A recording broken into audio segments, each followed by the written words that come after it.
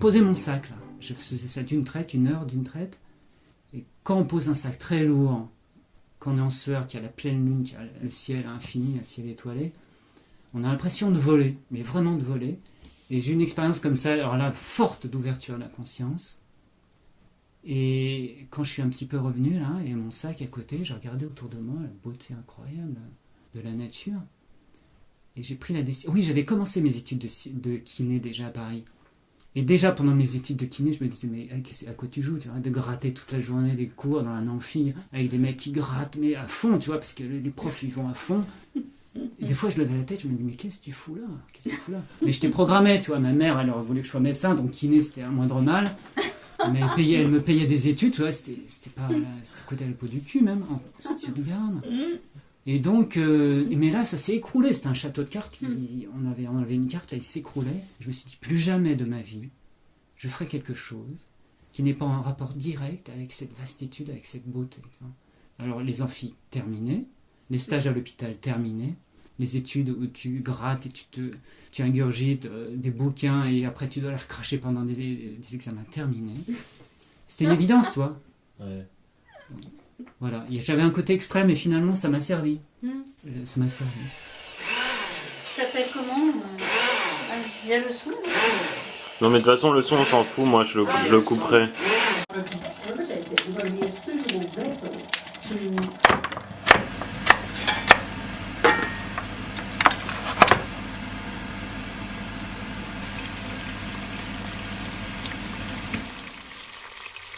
J'ai vécu beaucoup de souffrances sur le plan amoureux.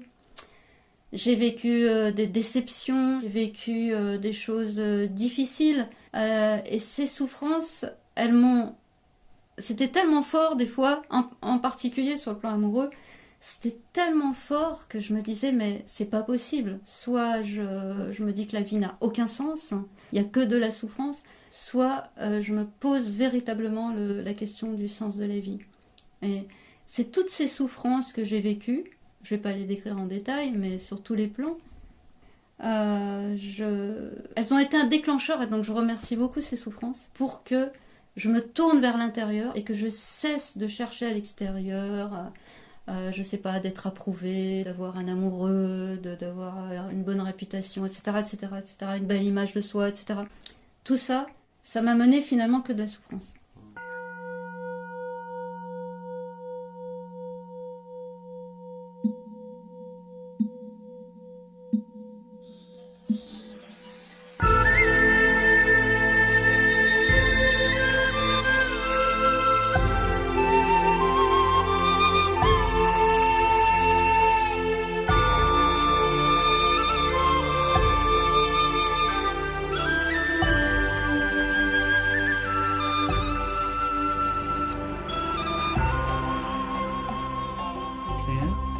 Et souvent on entend parler du bouddhisme, est-ce que c'est une religion, est-ce que c'est une science?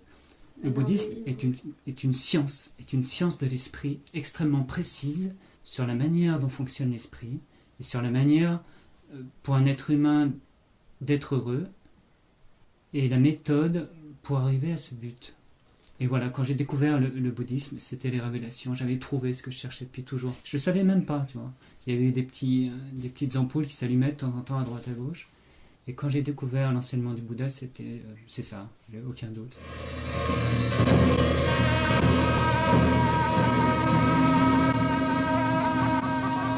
D'un coup, j'ai découvert qu'il y a des êtres qui ont passé leur vie depuis des centaines, des milliers d'années à étudier leur esprit d'une manière extrêmement fine, extrêmement rigoureuse, extrêmement précise, et qui ont eu des réalisations sur la nature de leur esprit et qui ont su l'exprimer d'une manière très claire. En fait, un maître, c'est quelque chose qui est très personnel. C'est quelque chose dont on ne peut faire que l'expérience soi-même. Les maîtres de certains ne vont pas être les maîtres d'autres, donc ça va être un peu compliqué à dire aux êtres, aux gens. Finalement, quand on les regarde et on essaie d'être un peu objectif, c'est des personnes normales, quoi. Il n'y a rien d'extraordinaire chez eux. Et puis après, Quand on commence à participer à leurs enseignements, à voir qui ils sont vraiment, on se dit ah oui quand même. Non, c'est pas finalement des personnes si ordinaires que ça, même si au premier abord on les croiserait dans la rue et on ne pourrait pas faire la différence. Voilà. Au niveau de l'emploi du temps, pour ce qui concerne la méditation elle-même et l'étude, il se trouve que c'est dans la tradition tibétaine, ils ont 1000 ans d'entraînement, des générations de yogis, donc le mode d'emploi et le processus est très clair, très clairement. Le processus des études, le processus des pratiques. Tu as un guide incroyablement détaillé sur les pratiques qu'il faut faire pour approfondir la connaissance de notre esprit. C'est ça le but. Le but, c'est de connaître notre esprit.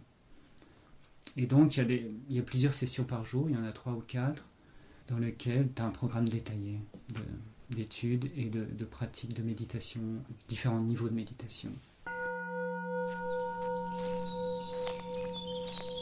Je me rappelle souvent de cette phrase du Dalai Lama, la question n'est pas quel est le sens de la vie, mais quel sens puis-je donner à ma propre vie.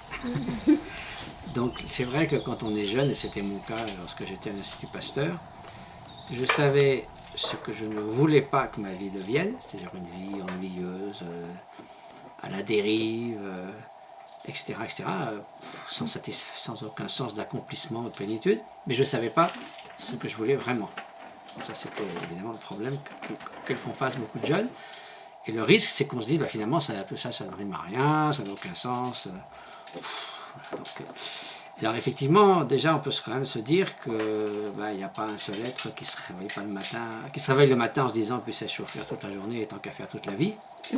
Donc quoi qu'on fasse, le type de projet qu'on entreprend, que ce soit prendre une tasse de thé, me promener en forêt, entreprendre une relation humaine ou un métier ou une carrière ou envisager les 30 ans à venir, si on était assuré qu'il n'y avait que de la souffrance et uniquement de la souffrance au bout, on se dirait à quoi bon vivre. Donc l'espoir, c'est au moins de remédier à certaines formes de souffrance et au mieux de s'épanouir dans l'existence. Ça me semble une aspiration légitime. Donc après, tout est une question de discernement, c'est-à-dire de comprendre qu'est-ce qui peut mener, quelles sont les causes de la souffrance. Alors là, c'est tout l'enseignement du bouddhisme, mais ça n'appartient pas au bouddhisme en tant que propre. Le fait de savoir que la haine, l'obsession, l'attachement, l'arrogance, etc. sont des causes de souffrance, c'est une vérité qui peut se vérifier. Qu'on le reconnaisse ou pas, je veux dire, c'est comme ça.